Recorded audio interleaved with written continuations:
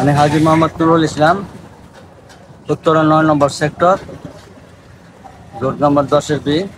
আমরা এখানকার আমার বাপ দাদার অস্থায়ী বাসিন্দা। আমরা কিছু আওয়ামী লীগের সরকারের আমলে, ফাঁসিবাদ সরকারের আমলে এখানকার কিছু ভূমিদস্যুরা আমাদের পৈতৃক সম্পত্তি জোর জুলুম করে জানের প্রাণনাশের ভয় দেখিয়ে তারা বকদখল করে যাচ্ছে।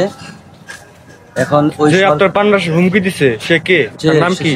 সে হইল এই এর নাম হইল আশরাফুজ্জামান পোকা, তারপরে মোতালিক মেম্বর, তারপরে আব্বাস, এরকম তার পূর্ণবাহিনী নিয়ে আমরা ওই জমিতে গেলেই তারা প্রাণনাশের হুমকি দেয়, যে জমিতে আসলে জানে মেরে ফেলাবে। আমাদের প্রাণের ভয়ে আমরা নিরাপত্তাহীনতা ভুগতেছি।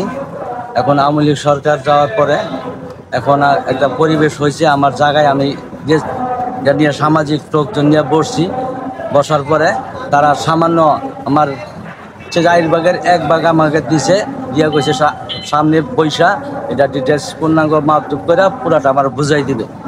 আজকে ফাইনাল ডেট, এই যে দেখেন একটা কাগজের, ওনার কাগজ ওই ডেটে দেখাইতে পারে নাই, কাগজ শর্ট ছিল, এই জন্য হচ্ছে কাগজপাতি কমপ্লিট করে তারপরে বসবে। এই যে আজকে ডেট দিছে, এই যে আমাদের কাগজপাতি সব কমপ্লিট, এই যে একটা করছি যে 21,000 টাকা একটা প্যান্টাগ্রাফ করছি এই জমি সহিভাবে মাপার জন্য এবং সঠিক জায়গা নির্ধারণ করার জন্য।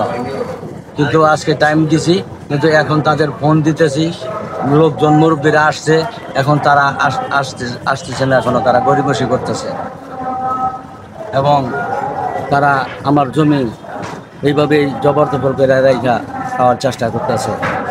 আমার বিভিন্নভাবে হুমকি দামকি দিতেছে জীবন নাশের, অপরিচিত লোক, এমনকি বিভিন্ন আননোন নাম্বার দিয়া আমার ফ্যামিলির বিভিন্ন সদস্যদের ফোন দিয়ে হুমকি দিতেছে, এই জমিতে গেলে আর এই জীবনে শেষ করে ফেলাবে।